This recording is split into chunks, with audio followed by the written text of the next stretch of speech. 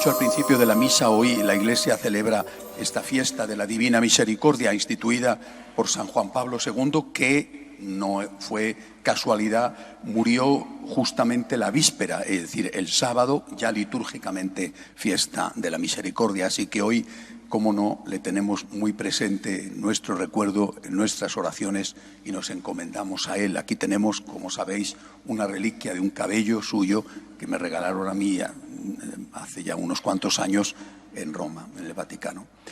La solemnidad de la Divina Misericordia no se entiende bien, las revelaciones a Santa Faustina no se entienden bien si no se sabe el contexto.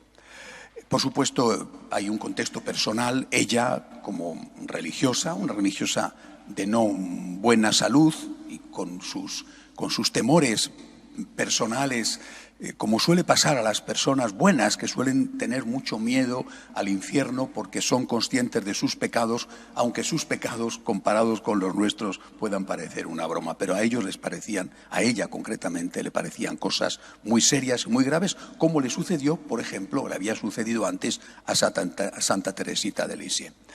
Este es su vida personal, digamos su ambiente personal, pero ella era una mujer polaca, y las apariciones tienen lugar poco tiempo antes del estallido de la Segunda Guerra Mundial, con la carnicería que va a tener lugar en toda Europa, en Polonia en especial, el calvario que va a llevar el pueblo polaco hasta que, desde el año 39, septiembre del 39, 1 de septiembre, hasta el año 89, en que cae el muro de Berlín, son 50 años casi justos día por día, pues ese pueblo vive primero la dictadura conjunta de nazis y comunistas. No hay que olvidar que Hitler y Stalin se pusieron de acuerdo para invadir Polonia y repartírsela. Después, un tiempo, la dictadura exclusiva de los nazis, y después, durante muchísimos años, la dictadura de los comunistas. En este contexto van a tener lugar las apariciones. Si nosotros vemos el mensaje de Jesús y lo entendemos bien desde el final, es decir, desde la respuesta al mensaje, podemos comprender bien lo que significa para cada uno de nosotros. ¿Cuál es la respuesta? Creo que todos nosotros lo sabemos, ¿verdad? Divina Misericordia, en ti confío. Es decir, lo que el Señor quiere decirnos a través de esta religiosa, lo que el Señor quiere decirnos es que pase lo que pase, tienes que confiar en Dios. Pase lo que pase, pase lo que pase en tu alma, en tu familia o en tu patria. Pase lo que pase, no dudes de que Dios existe y de que Dios te ama, de que Dios es misericordioso contigo.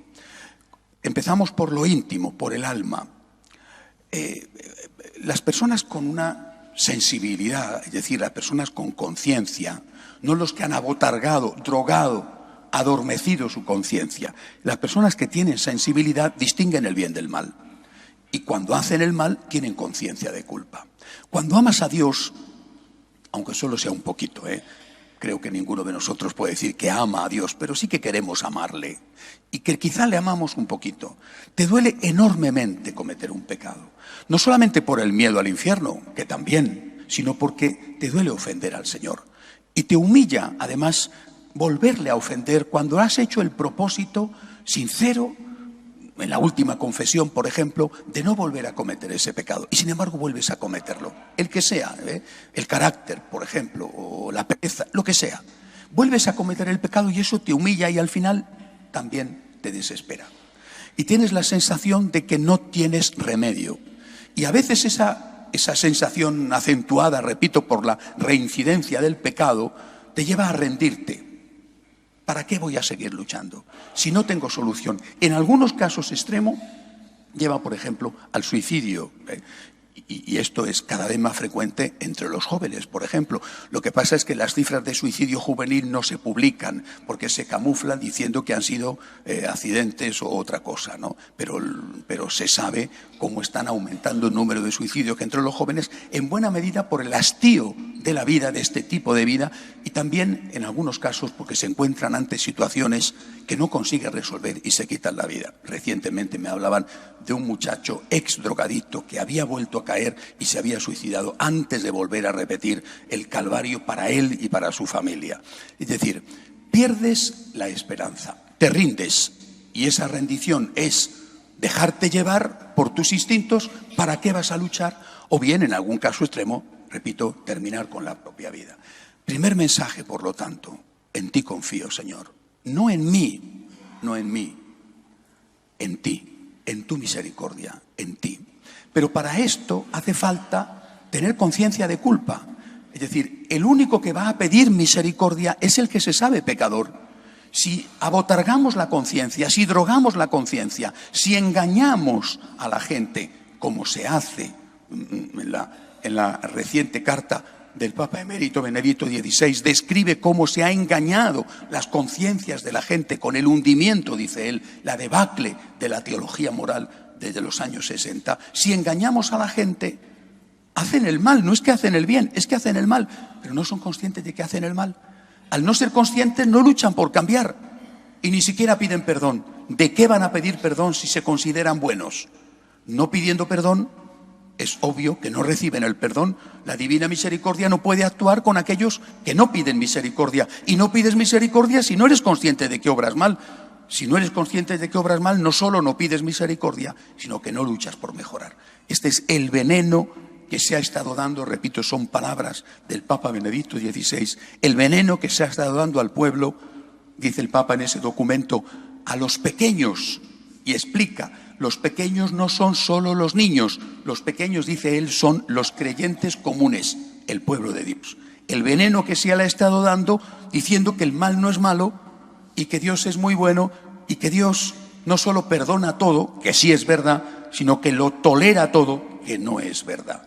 Por lo tanto, primero, Dios te ama, ten confianza, pero para eso tienes que pedir perdón y para eso tienes que tener conciencia de culpa. ¿Y cómo vas a tenerla si no te explican y no te enseñan a distinguir el bien del mal? El siguiente círculo es tu familia. ¿Quién no está preocupado por su familia? ¿Quién? ¿Quién no tiene motivos por un hijo o por un nieto o por el trabajo o por la salud? No solo tu alma, tu familia es la primera prolongación de tu vida. Es esencial en tu vida. ¿Y cuántas preocupaciones?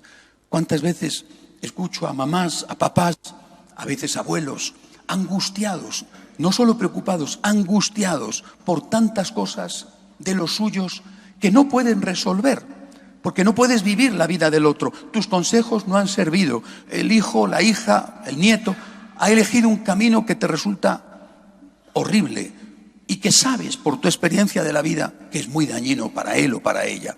No hablemos ya solo de los nietos o de los hijos, también las relaciones entre los esposos. En medio de esto te viene siempre la duda, el desconcierto, la pregunta, ¿por qué Dios está permitiendo esto? Ayer hablaba con una mamá que me contaba la situación de su hija. Y la pregunta de fondo era, ¿y por qué Dios lo permite? No lo sabemos. No lo sabemos, no tenemos, yo no tengo una respuesta que explique los misterios de Dios. ¿Por qué Dios permite al hombre ser libre? ¿Por qué Dios permite al hombre hacer el mal?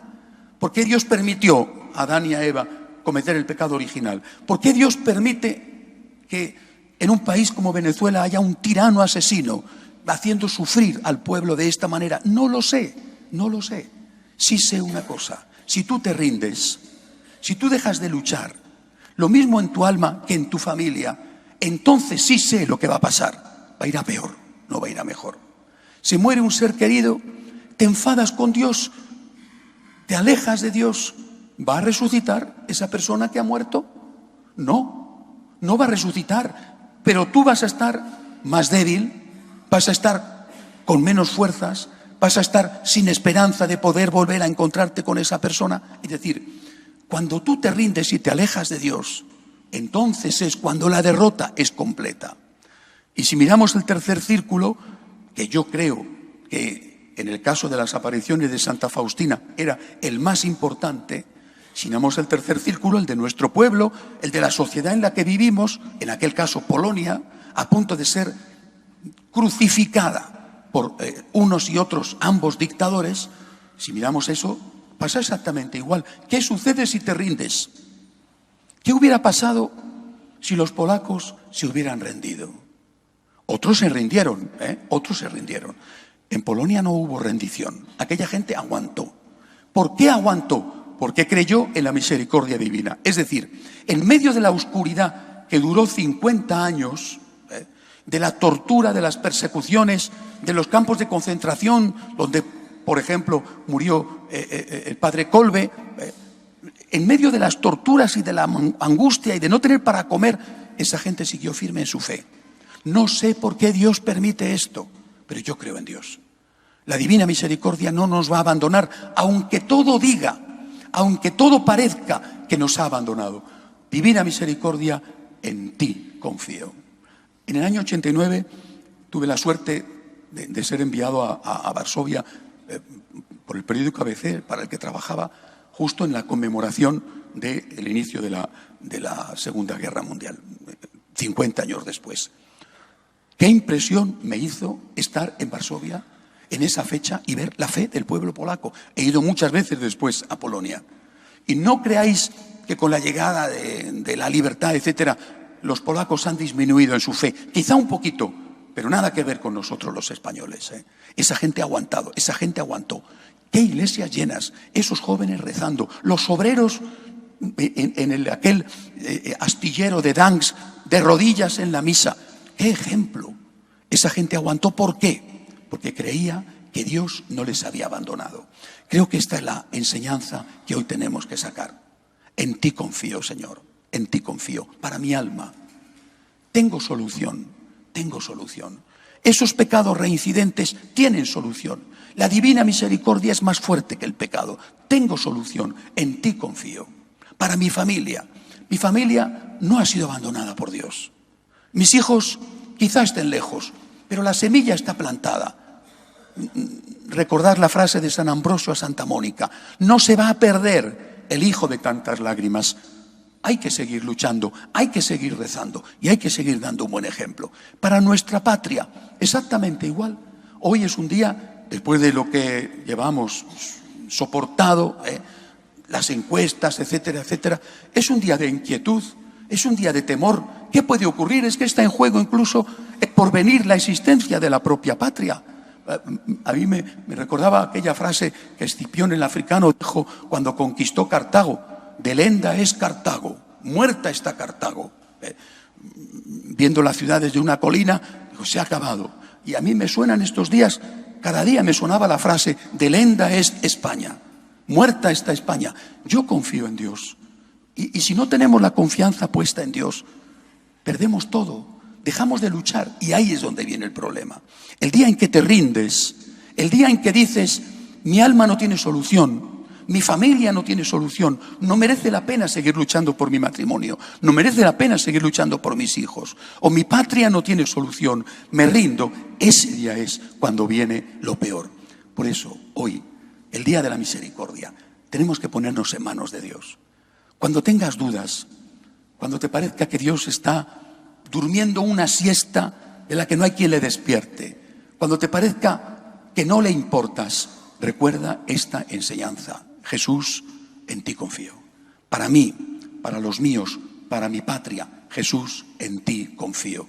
Y luego vienen las sorpresas, ¿verdad? Eres capaz de cambiar. Tu familia, que parecía hundida, sale a flote con unas conversiones que nadie podía imaginar. Y hasta es posible, aunque a día de hoy y ahora mismo parezca un milagro milagrosísimo, hasta es posible que nuestra patria, España, siga existiendo. Pidamos a Dios con confianza por nuestra patria, por nuestra familia y por nuestra alma. Que así sea.